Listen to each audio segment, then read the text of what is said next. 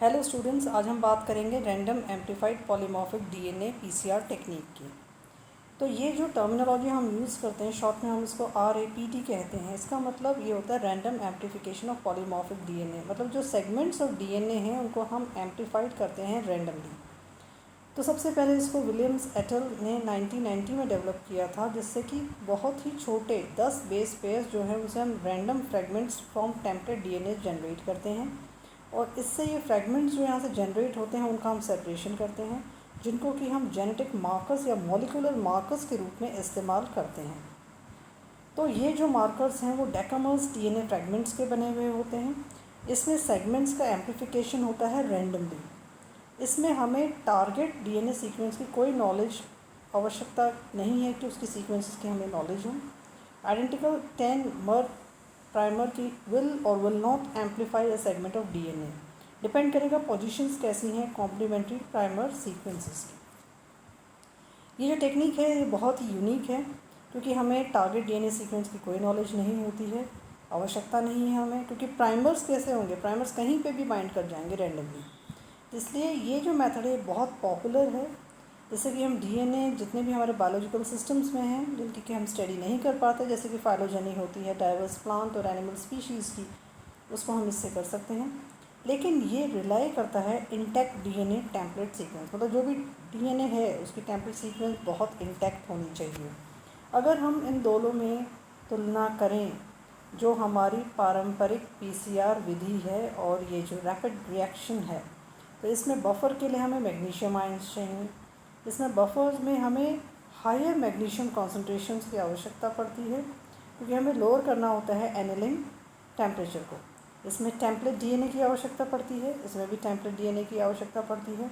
यहाँ पे 2 प्राइमर्स की हमें आवश्यकता पड़ती है, जो कि फ्लैंक करते हैं फ्रेगमेंट ऑफ डीएनए को, जिनको कि हमें एम्प्लीफाई करना है।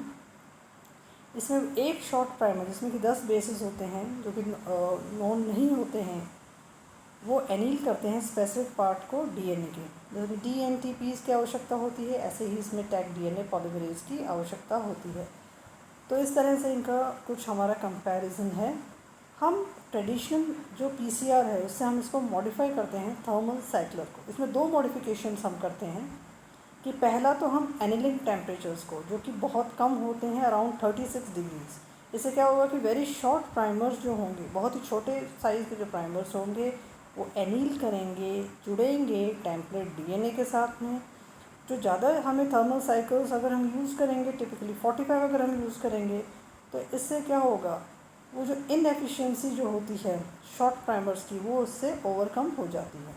तो 2 तरह के हम इसमें प्रयोग करते हैं, मॉडिफिकेशंस करते हैं या वेरिएशंस करते हैं। जिसमें पहला है एनिलिंग टेम्परेचर्स को हम बहुत लो रखेंगे, दूसरा हम थर्मल साइकिल्स को हम ज़्यादा रखते हैं। कैसे ये काम करता है, क्या सिद्धांत है इसके पीछे, कि सिंगल जो शॉर्ट ओलिगोन्यूक्लियोटाइड जो प्राइमर हैं वो बाइंड करते हैं अलग अलग loci. Loci is the position of target DNA, जिसका कि हमें एम्प्लीफिकेशन करता है रैंडम सीक्वेंसेस में कॉम्प्लेक्स डीएनए टेम्पलेट से। इसका मतलब ये होगा कि एम्प्लीफाइड जो फ्रेगमेंट हैं जो कि पीसीआर से जनरेट हुए हैं, वो डिपेंड करते हैं लेंथ और साइज़ में, जो कि प्राइमर और टारगेट जीनोम की होती है। ये जो एम्प्लीफाइड प्रोडक्ट्स हैं वो उनका सेपरेशन होता है एग्रोज जेल इलेक्ट्रोफोरोसिस में, और उसको हम कैसे देखेंगे, by use of a dye which is ethidium bromide staining. Nucleotide जो वेरिएशन है वो डिफरेंट सेट्स ऑफ जो टेम्पलेट डीएनए हैं उनके बीच में रिजल्ट करेगा कि क्या प्रेजेंस और एब्सेंस है बैंड्स की, और क्या वहाँ पे प्राइमर जुड़ा है या नहीं जुड़ा है। जो सीक्वेंस जो कैरेक्टराइज होंगी एम्प्लीफाइड रीजन्स की, sequence characterize amplified regions are known as SCARs for short, जिसमें हम पॉलीमॉर्फिज्म को स्टडी करते हैं। जैसे कि हमें क्रोमोसोमल रीअरेंजमेंट, जैसे कि कहाँ कहाँ पे इंसर्शन हुआ है, कहाँ पे डिलीशन हुआ है, इसके बारे में नॉलेज गेन होती है। इसलिए पीसीआर को अकर करने के लिए 2 चीज़ों की आवश्यकता है, कि जो पीसीआर है वो पर्टिकुलर ओरिएंटेशन में पॉइंट करे। The primers should point towards each other. ये जो एनील करेंगे वो एक रीज़नेबल डिस्टेंस में उनका एनीलिंग होना चाहिए, ना तो डिस्टेंस ज़्यादा पास में होना चाहिए, ना ही ज़्यादा दूर होना चाहिए। तो इसके कुछ प्रोटोकॉल हैं जिनको हम यहाँ पे फॉलो करते हैं। प्रोटोकॉल में हम रिएक्शन मिक्सचर बनाते हैं जिसमें बफर होता है, मैग्नीशियम क्लोराइड होता है, TNTPs होते हैं, प्राइमर्स होते हैं, आपका DNA टेम्पलेट होता है, डिस्टिल वाटर होता है। उसकी एक पर्टिकुलर कॉन्सेंट्रेशन होती है। आपकी कितनी साइकिल मेंटेन रहेगी, कितनी साइकिल्स जनरेट होंगी, लगभग 45 के करीब होंगी। तो उनका जो टाइम स्केड्यूल होगा वो किस अकॉर्डिंग होगा। प्री डीनेचुरेशन 94 डिग्रीज़ पे होगा, फिर डीनेचुरेशन डबल स्टैंडर्ड को सिंगल स्टैंडर्ड में कन्वर्ट करना, एनिलिंग जहाँ पे कि प्राइमर्स आके बाइंड करेंगे, एक्सटेंशन, एम्प्लीफिकेशन और final extension. Electrophoresis gel electrophoresis होगा जिसमें कि आपको मैट्रिक्स चाहिए, बफर चाहिए और पर्टिकुलर इलेक्ट्रिसिटी का करंट चाहिए और आपका स्टेन चाहिए। प्रोसीजर जो हम अडॉप्ट करेंगे कि हम किसी भी बायोलॉजिकल स्पीशीज़ से हम इसको आइसोलेट करते हैं, DNA को एक्सट्रैक्ट करते हैं और सिलेक्टेड डेका ओलिगोन्यूक्लियोटाइड जो कि प्राइमर्स हैं हम उनको ऐड करते हैं। फिर हम PCR थर्मल साइक्लर में इनको रखते हैं।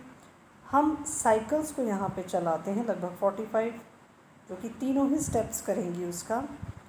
अब यहाँ पे हम क्या देखते हैं कि जो प्राइमर वो पेयर करेगा होमोलोगस सीक्वेंसेस के साथ में और DNA का रेप्लिकेशन होगा, कॉपीज़ बनेंगी जो कि आपकी टारगेट DNA है उसके अकॉर्डिंग उसकी कॉम्प्लीमेंट्री कॉपीज़ बनेंगी। जो रिपीटेड साइकिल्स होंगी उसमें आप क्या ऑब्जर्व करोगे, एम्प्लीफिकेशन। एम्प्लीफिकेशन उन हिस्सों का होगा जिनकी की सीक्वेंस कॉम्प्लीमेंट्री है, जो कि आपने प्राइमर उसमें दोनों ही एंड्स पे आपने जो ऐड किया है। उसके बाद में हम उसका जेल इलेक्ट्रोफोरेसिस करेंगे और विजुलाइज करेंगे बाय ए स्टेन।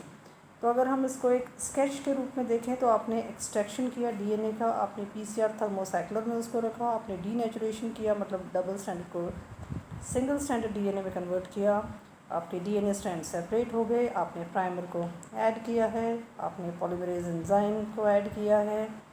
पॉलीमरेज एंजाइम आपका टैक DNA पॉलीमरेज है, आपने एनिलिंग की है, आपने प्राइमर को एनील कर किया है, फिर आपका DNA सिंथेसिस होगा, आपके कॉम्प्लीमेंट्री स्ट्रैंड सिंथेसिस होंगे, आपके लगभग 45 साइकिल्स यहाँ पे चलेंगी, आपका प्रोडक्ट्स एम्पलीफाई होगा और आप बैंड्स को स्टेन के द्वारा देख सकते हो। तो इसके कई सारे पॉजिटिव फीचर्स हैं। सबसे पॉजिटिव फीचर है कि आपको कोई भी नॉलेज की ज़रूरत नहीं कि आपको सीक्वेंस की नॉलेज हो, जो भी आपका जहाँ से आपने एक्सट्रैक्शन लिया है DNA का।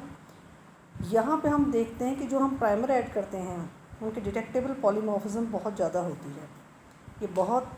ये comparative in comparison to RFLP rapid fragment length polymorphism, ये थोड़ा कंपैरेटिवली फास्ट है, क्विक है। इसमें हमें कोई भी रेडियो आइसोटॉप की आवश्यकता नहीं होती है। नेगेटिव भी हैं इसकी, जैसे कि लैक ऑफ रिप्रोड्यूसिबिलिटी है या डोमिनेंट मार्कर्स, मतलब आप यहाँ पे हम डिस्टिंग्विश नहीं कर पाते हैं कि डोमिनेंट होमोजाइगोट्स कौन से हैं और हेटेरोजाइगोट्स कौन से हैं। ये जो है ये सेंसिटिव है एम्प्लीफिकेशन कंडीशंस के लिए, इसलिए हमें बहुत ध्यान से इसको जनरेट करना होता है। इसके कुछ लिमिटेशंस हैं, तो डोमिनेंट हैं ये पहले।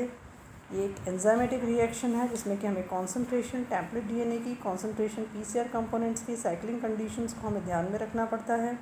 मिस मैचेस ना हो उससे हमें उसका भी ध्यान रखना पड़ता है, because in total absence of PCR product वहाँ पे मिस मैचेस हो जाएंगे प्राइमर और टेम्पलेट के बीच में।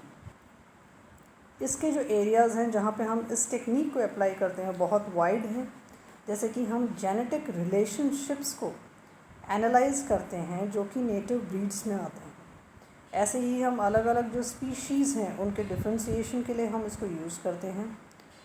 ऐसे ही हम इसको यूज़ करते हैं लाइव स्टॉक ब्रीडिंग के लिए, हम इसको यूज़ करते हैं for study of genetic diversity, germplasm characterization के लिए हम इसको यूज़ करते हैं, जीनोम मैपिंग के लिए हम इसको यूज़ करते हैं, जेनेटिक स्ट्रक्चर कैसा है किसी पॉपुलेशन का उसके अध्ययन के लिए हम इसको यूज़ करते हैं, पॉपुलेशन और एवोल्यूशनरी जेनेटिक्स में हम इसको इस्तेमाल करते हैं।